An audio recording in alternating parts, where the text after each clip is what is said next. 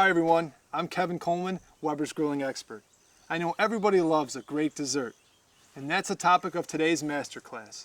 Whatever you can do in your oven, you can do on your Weber, and we're going to give you 10 tips on how. Now the first tip, pick your favorite recipe. Today we're going to be doing cake. The second, we're going to open up our grill and we're going to take an inventory before we start barbecuing. Now let's take a look inside of our kettle grill. If you're noticing any excess debris, we need to make sure we clean that all out. We want as much air circulation going on as possible. Then let's gather up all the utensils we're going to need for baking. Now once we've got those 2 steps down, we're going to move on to our third.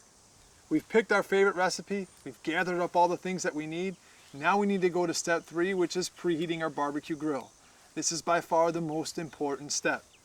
This is going to bring the grill up to that ideal baking temperature somewhere around 350 to 400. We've preheated our charcoal. Now we need to go to step 4, setting our grill up for indirect cooking. And what we're going to do is we're going to separate our charcoal to the opposite sides of our kettle. Now let's move to step 5. Our recipe calls for cake. We already have it in the cake pan, it's already greased up, it's ready to go on the grill. But before we put it there, we need to clean the cooking grates, and that's step number 6. Now cleaning your grates should always happen after you preheat the grill, making sure you use a stainless steel bristle brush.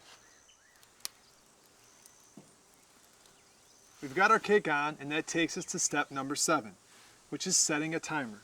You don't need to alter any temperatures or time when you're baking on your charcoal grill.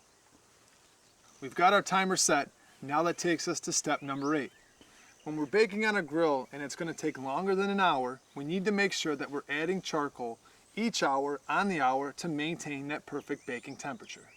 Now before you start baking on your charcoal grill, make sure that the charcoal is directly under the hinged area of your cooking grate.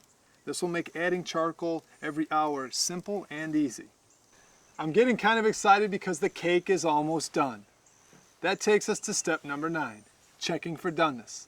The easiest way to do that when baking is use a toothpick. Place a toothpick directly in the center of the cake.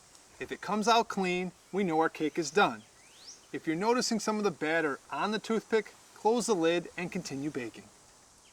We've checked for doneness and taken our cake off, which takes us to step number 10, letting it rest. Now I know you're probably going to be all excited, it's your first grilled dessert, but we need to let it rest for 30 to 40% of the total time it was on the grill.